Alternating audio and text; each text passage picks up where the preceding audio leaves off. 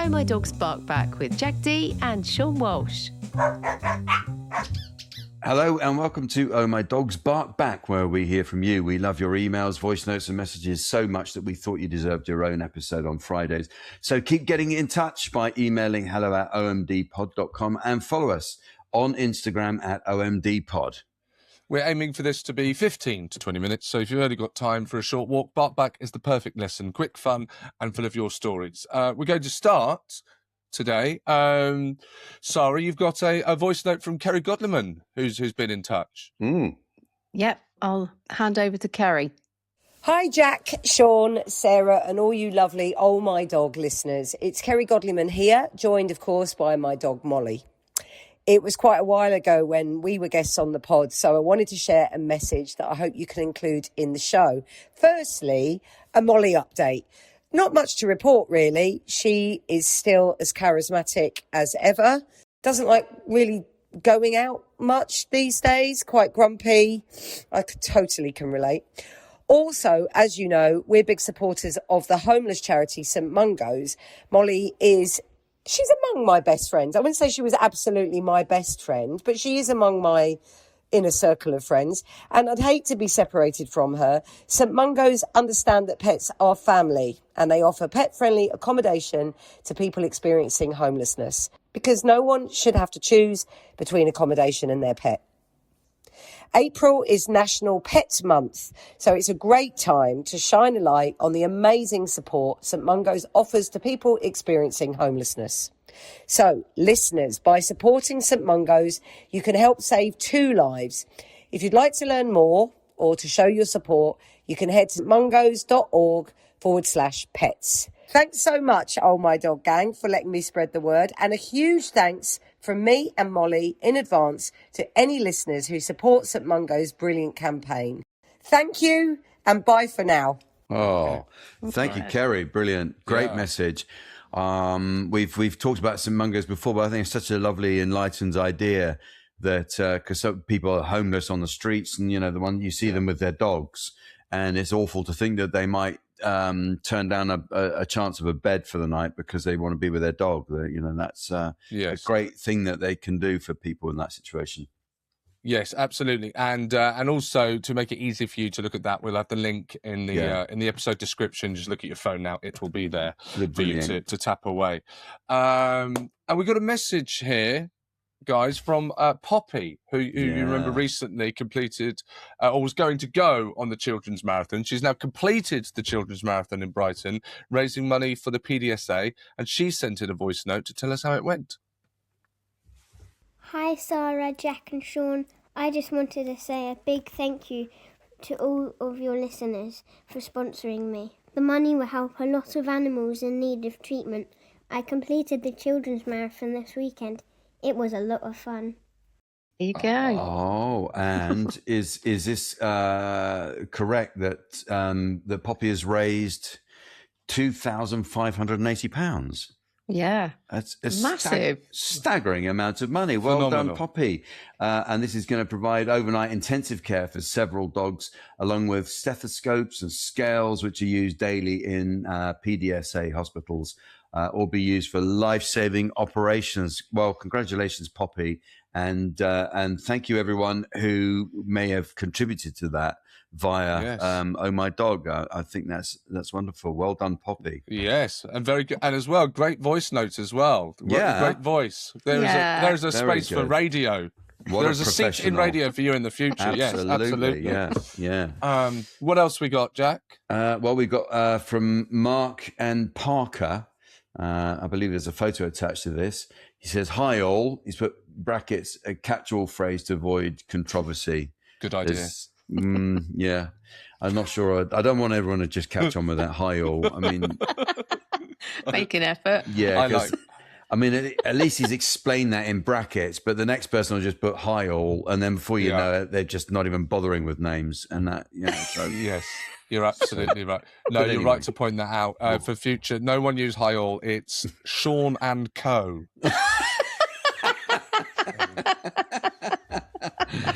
Yes, well done. So anyway, Mark goes on to say, you were talking about dogs in shops, including John Lewis. So here are a couple of pictures of Parker on a recent trip to Norwich.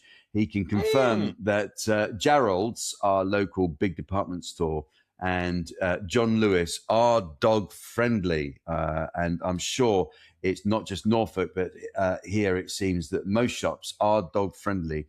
Parker can go into a grocer's, fishmonger, bakery, and most clothes shops. Always worth asking, as most say yes. All the best, Mark and Parker. So there is Parker in a department store. Very good. Yeah.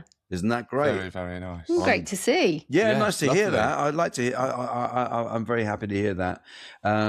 Jane has quite often, because, we sometimes put Dolly in a backpack, and she quite often walk into shops that she knows do not allow dogs. And She's such a rebel, Jane. I know. And it's only happened, I think, once or twice when someone spotted it and said, yeah, you got a dog with you. And then it all kicks off. But on the whole, she gets away with it, I've got to say. Yeah. So, yeah. And right, didn't she pretend? She pretended that Dolly was a handbag once, didn't she? She's pretended Dolly's a handbag. I mean, this is, I'm speaking out of turn now, but I think she's toyed with the idea of saying that Dolly is a therapy dog, which in many ways she is. I mean, all dogs are therapy dogs. Of course they are. Yeah. We got an email from Marie Petite who says, hi, Seann and co. As you were talking about dog... It does not say that. Does it not say that? Sorry. Hi. As you were talking about dog memorials, which we were doing on the last part back, and we actually asked if some other people if our listeners could get in touch to tell us where other dog memorials are, she says, we have a lovely one here in Alresford, Hampshire. Alresford it's called, yeah. Sorry. It's very near where I grew up, so I know Alresford very well, actually. Here lies Hambone Jr., faithful friend of the 47th Infantry and 9th Division US Army, May 1944. Wow. That's wonderful. I'd like to know the story. Maybe we get a bit more of the story, Marie, if you do know the story behind that. And also tell me where it is in Alresford, because I quite often go through there because I've got family down there. So it's a lovely town. I'd like to know where that is. Didn't know about that one. And then we've got another one with from Kath. Our friend in New York. Yes, of course, our friend in New York. And Kath says, hi, guys. In today's podcast, you talked about statues and monuments to dogs. There's a lovely one in Central Park. Check it out. Cheers from Kath. And there's a photo here. Yes, very nice. There's some facts attached to this, Sarah. Yes, I'll just show you this other photo. You get a really good look at it. Very Absolutely nice. Fantastic. Yeah. So it's the Balto statue in Central Park, and it just celebrated its 100th year in December. So it was put there in 1925. And basically, Balto was part of a heroic relay that delivered life-saving medicine across Alaska during the diphtheria outbreak of 1925. Wow. These dogs became very famous, and as a mark of gratitude, they put this up, and this inscription reads, endurance, fidelity, intelligence.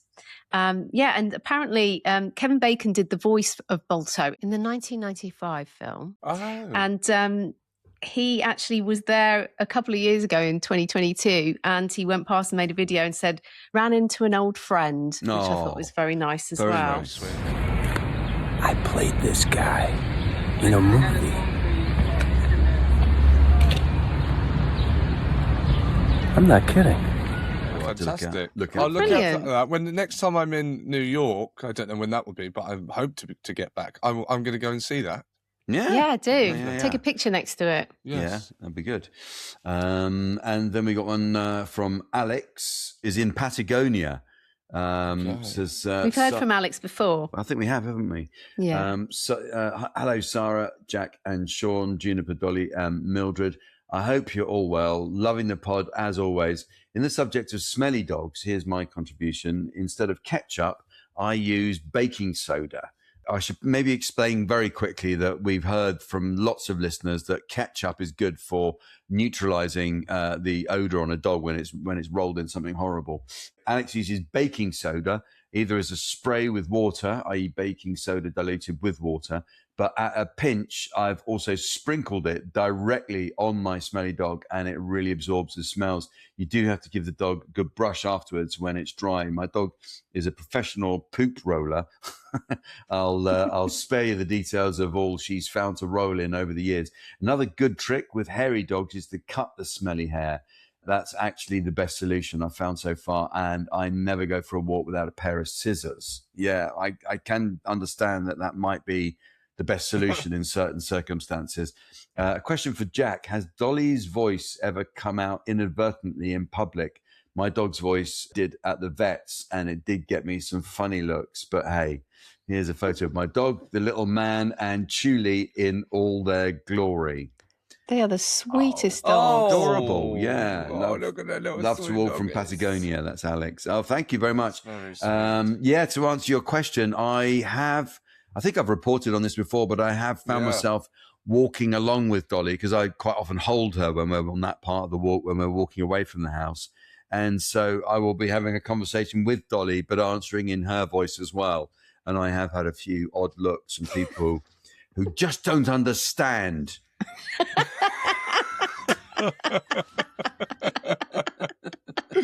That's very sweet. Oh, do you know what? That's reminded me, although it's not about the voices we use for our dogs, but about the kind of aliases, the nicknames that we end up having. I've realised that the Mornals, I don't know if I told you this before, but the Mornals has evolved now, and I actually call her Zozozo more often than the Mornals. Have I said that? Have I told you that? Yes, you've heard of the Zozozo. Right, yeah, so the Zozos. Come on, Zozozo. Yeah. She's the Zozozo. The Zozozo. It just evolves all the time, doesn't it? Has Juniper got anything else? Yeah, she's called the Boons. Some people, people stopped me the other day, and they were talking about her because they had miniature dachshund in the past, and they said, "What's her name?" I said Juniper, and oh, that's lovely. And then I said she gets called the Boons, and I just thought, what a random thing to tell them. But it's because of Junie, Booney, the Boons. It's got there from that. I love it. But isn't it strange that we do this with dogs, and everyone does it with dogs? It's really normal. Yeah. We don't do it with people. People don't. I don't meet a friend. Oh, this is Robin, but I call him Robob, Bobodob. The Dobbs. The Dobbos. Yeah. This is from Seann, but I call him. Oh, well, I won't tell you, but. Yeah. Which, anyway, that might be a subject I think we might go on to on Off the Lead about our own nicknames over the years, and whether you've taken to them. It probably is, yeah. We've had lots of Spotify comments from the last Back episode, the ketchup test again. This is from Mikana. Mikana says, to stop our girl Mia, 42-kilo Staffy Lab Cross, from pulling, we tried all sorts of different collars and harnesses and found canny collar to be the best. We've since used them on all sorts of size dogs and found it to work on them all. And as I said, it's from McKenna, who is the CEO of Canny Collar. I added that in as a joke, but apparently a canny collar. I'll look it up afterwards and see what that is, what that looks like. A canny collar. No, that's very helpful. Yeah. Again, that's one of those things that I keep saying I'm going to sort out and don't. Oh yeah, because you got a whole shopping list. You always say I'm going to get this, and then you never do. It's going to be 10 years, isn't it? Like 10 years again. Yeah. I'll be honest, I'm Googling canny collar as we speak. Yeah. Oh, yeah. Are you? Okay, so here's canny collar. It's it's kind of like a harness thing that goes on over its face. Double harness over type its face. Thing. Well, you know, over its muzzle. Oh, right. Over his muzzle, and yeah. All right. I'll look into that. I say I probably you won't, Seann. No, you won't. No. Look, it's awful. There, look, it's awful. So there you are. Look, I mean, this is terrible podcasting, because if you're listening I'm to this, cutting this because it's like an advert. you'll just see the radio came on by mistake. But I was trying to show on when I googled canny collar, and there was a film of a dog with this collar on, which is like a horse harness. It goes over the muzzle. And I always assumed they were to stop dogs from barking or biting or something, but maybe that's what to stop them from pulling, I guess. Anyway. Okay. Well, each to their own. J.M. Forsyth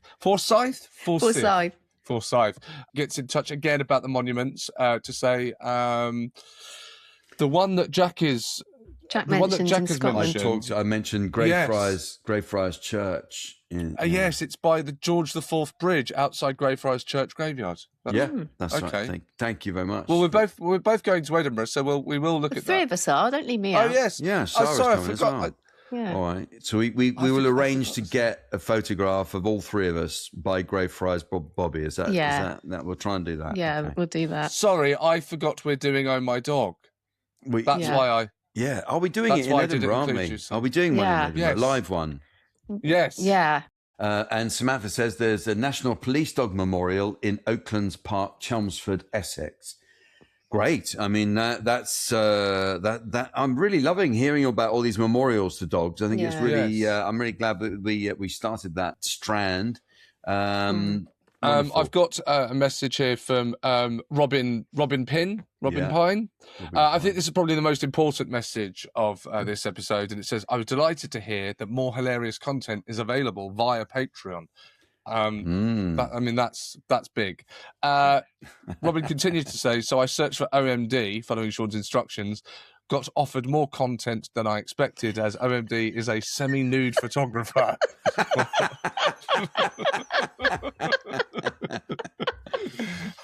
You're welcome. we probably wound it up there. Well, I just wanted to. Can we do Spencer? I was maybe laugh. Okay. Spencer Adams says. Spencer Adams says, "When will Jack and Seann credit the third person on the pod?" Not even Spencer credits me. No. Yeah. Can we just call you third person from now on? Thank you, third person. So that's really all we have time for this time. I will say this, though. This is Liz Johns and Joanne Staheli have both said how brilliant Seann's Alan Partridge is. So maybe you could sign us out of this episode, Seann. Give them a treat. Well, do you know what? Actually, the perfect thing to do here is Mark and Parker got in touch about. We actually do have Norwich's very own Jarrold's, which I would say now. Harrods has nothing. Doesn't have a scratch on Jarrold's. So Mayfair and Knightsbridge. You watch your back, because Jarrold's is coming for you. That is quite disarmingly excellent. That impression. It's brilliant.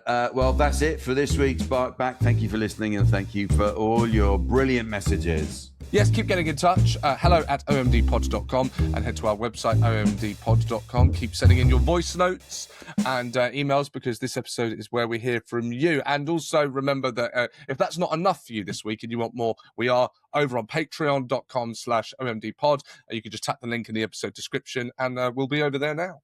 And please don't forget to give us a 5-star review wherever you get your podcast, seeing as you're now getting double Oh My Dog each week, triple if you head to Patreon, OMD Pod. And remember, a dog is for life, not just for podcasts. So it's goodbye from me, Jack, from Seann, and from third person.